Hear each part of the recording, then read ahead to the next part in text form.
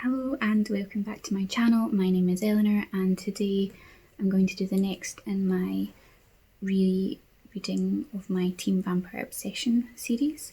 This will be the third one, and today I'm going to read the House of Night series. I won't hold this up the whole time because, as you can tell, it's probably very heavy. This is a 12-book series, and yeah, it's called The House of Night by PC and Kristin Cast, who are a mother-daughter writing duo. I'm going to hold them like this because they're quite heavy. I first started reading this probably not long after Twilight. The first book published in... Oh, sorry, I've got wee notes. I wrote some notes. The first book is published in 2007, and I would have been 11. I definitely didn't read this before Twilight. So I remember getting the first few books in kind of quick succession because these books were all out when I was about 12. So I flew through the first 5 books and really enjoyed the series. And then thereafter, I don't know where to put these. And then thereafter they were in hardback, so I had to wait year by year for the next instalment. Now this is where it becomes a little bit more all over the place. I only own 11 of the books because the first hardback to come out came out in 2009 and I was 13, so I was still interested in the series. But then this book 11 came out in 2013 when I was 17, and I'd kind of lost interest. The series just got a bit more and more ludicrous and a bit too young for me, and I just didn't like it as much going on. So I don't even believe... I think I read Hidden. I'm not even sure I got to read Revealed. I bought it because I was still like interested in completing the series because I've been following it so avidly for so long throughout my teenage years. But I don't know if I ever actually read this one, and I definitely didn't buy the last one. I couldn't even tell you what the last book is called. And I remember being annoyed that like they were all, oh my goodness, they're all this black with colour writing. And then the last 2 out of books 10 and 11 were bright colours, and I was a bit annoyed by that. Right, I'm going to put all these down.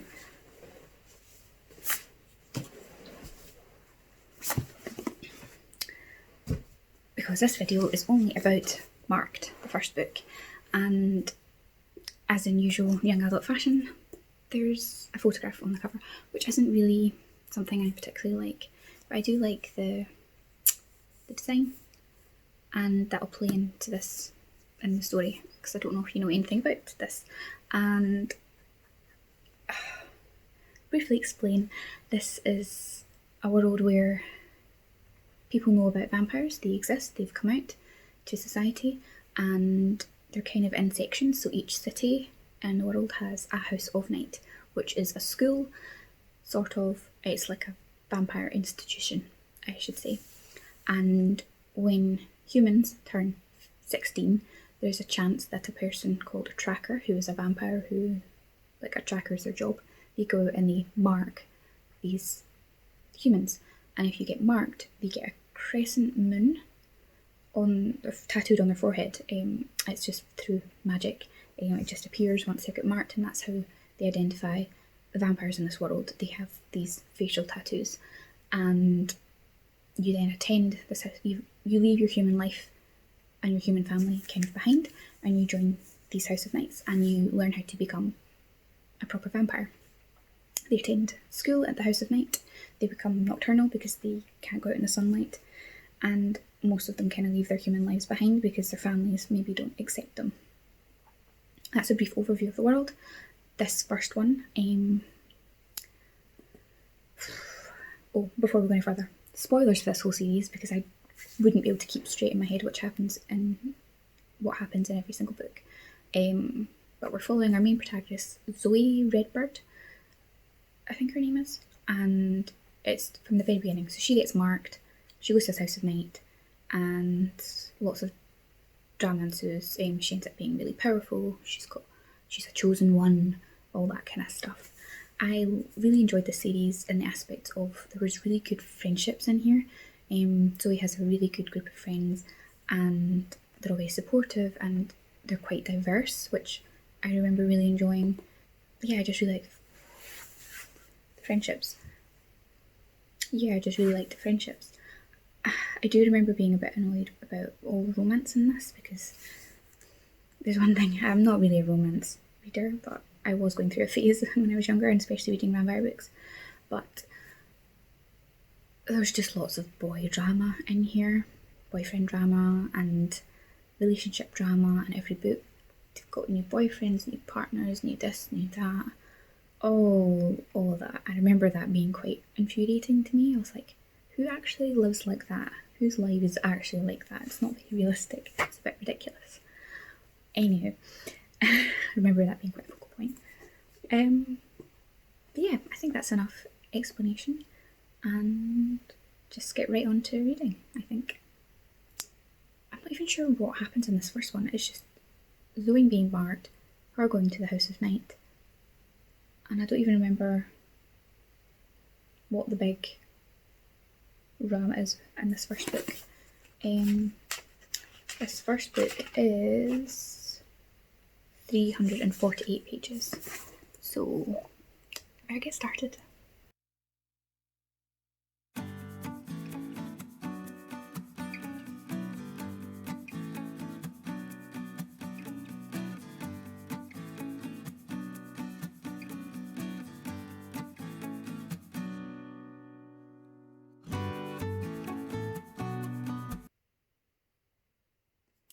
So yeah, chapter 1, Zoe gets marked by the tracker, and I forgot that not everyone actually turns into a vampire. They either accept the change and become a vampire fledgling, or they die. And I forgot that Zoe, this is all set in Oklahoma, and the main character Zoe has Cherokee ancestors. And I actually remember now that being quite a big part of the story, is her heritage and the connection with like the gods and their kind of spirituality. I remember that being quite a large part of this story, and her being really connected to her grandmother.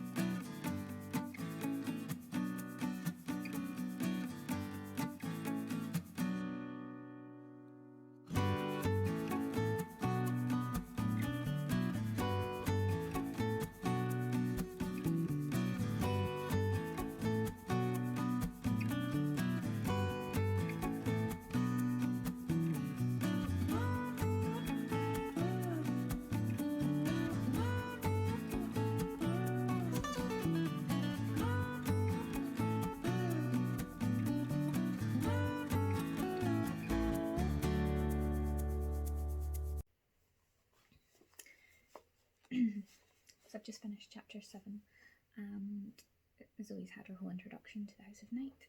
She's met the High Priestess of the school, Nefertiti, and Nefertiti is going to be her mentor.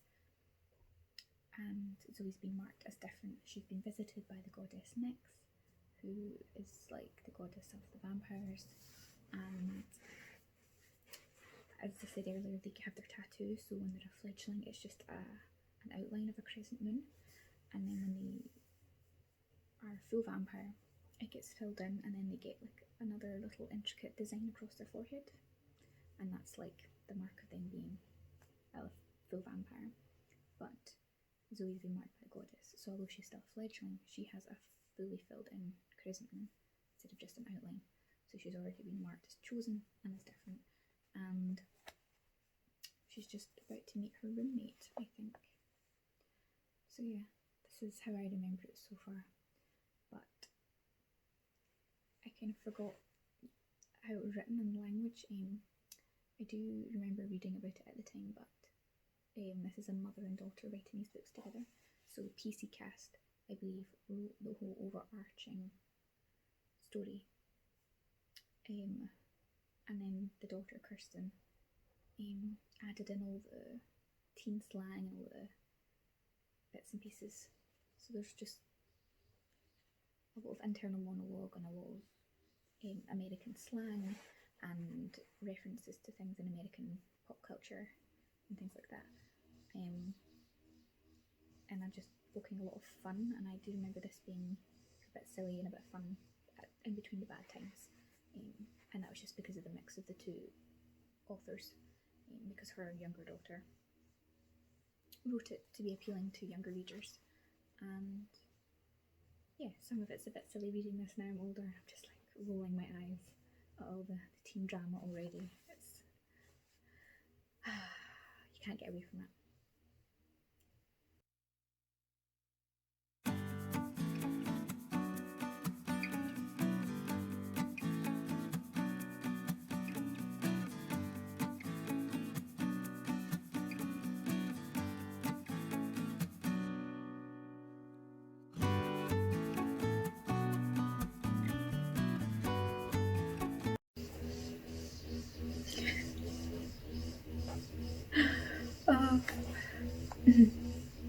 One of their classes is Vampire Sociology 101. I forgot how ridiculous.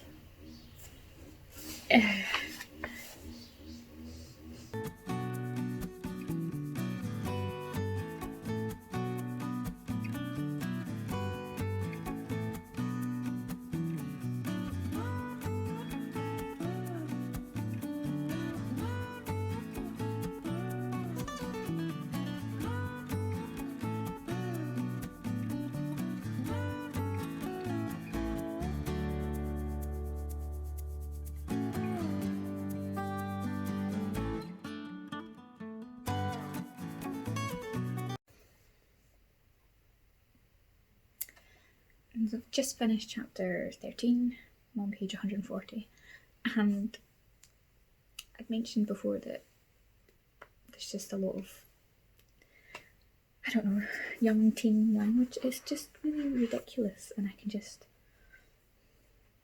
yeah. And for me it seems strange because these are like 16 and 17-year-olds, and the language they're using seems a bit younger than that. But it's just a bit ridiculous. It's not often you get books where you feel that involved in the friend group, but I do remember loving that when I was younger. I felt like I was part of the group, and I really enjoy this beginning of building of the friendships. Although already it seems like Zoe has some boy drama, and yeah, I just feel like I keep saying this, it's just a bit ridiculous and stuff, but I do really enjoy how much connection of like the spiritual aspect there is. Like I think this next chapter will be more about the rituals they do and how they connect to the earth and the elements and stuff like that in the Discordus. And I do remember really enjoying those aspects of the story and how everyone has this connection to the goddess and how they communicate and how that links in with the vampire heritage and stuff like that. And I do really love that part of the story, and I do find it very interesting how this world works in connection with the vampires. Like the vampires can come out at night, but they're all very like beautiful and strong, powerful people. So lots of them are singers and actors and performers, because of their talents, and they're accepted in that way. But then a lot of normal human people don't accept them, and it's mostly to do with religion, which is what you would expect. And that's why in the beginning Zoe's stepfather and mother and Zoe's stepfather and her mother find it hard to accept her change, because he's part of like the kind of religious sect that believe that they're damned to hell. So it's usually the case with books like this that they link religion in, and that's like the anti. So yeah, it's interesting. She's already made some enemies in the school. An older girl who's jealous. So just at the moment, even though it's a vampire setting, it's still just high school drama.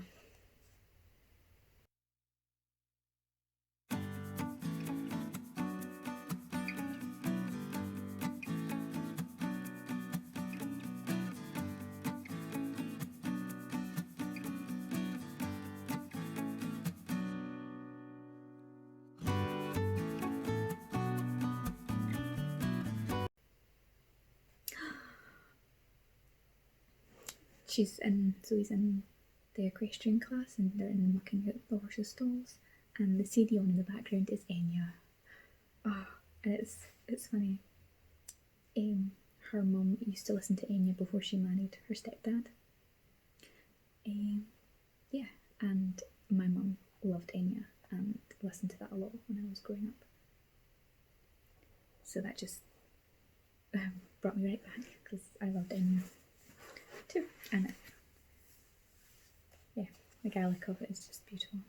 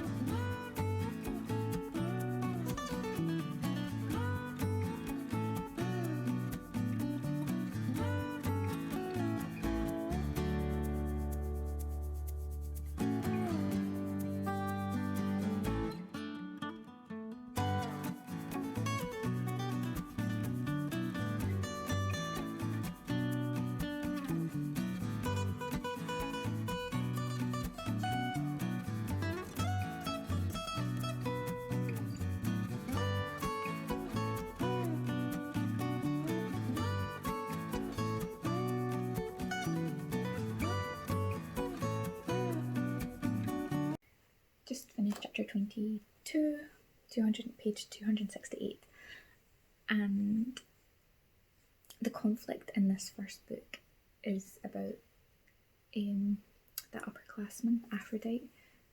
She kind of alienated. Her ex-boyfriend now likes Zoe, and it's all a bit of a mess.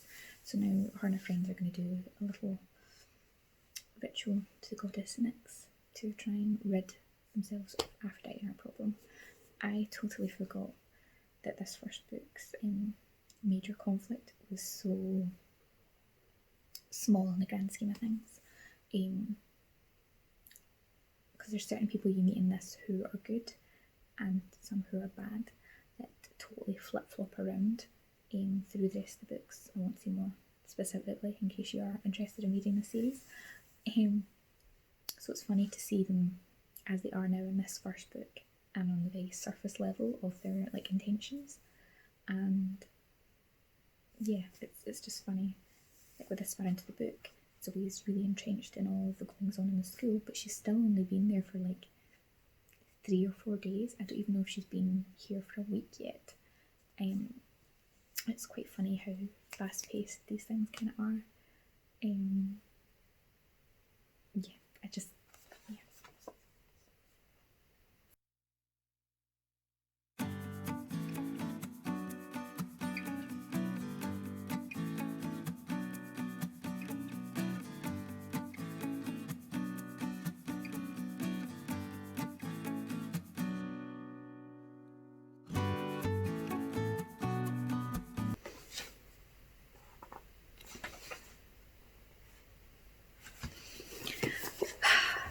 finished.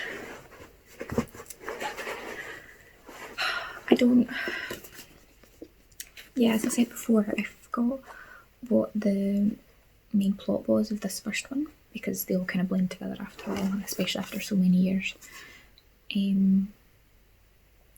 So this just concludes with Zoe taking over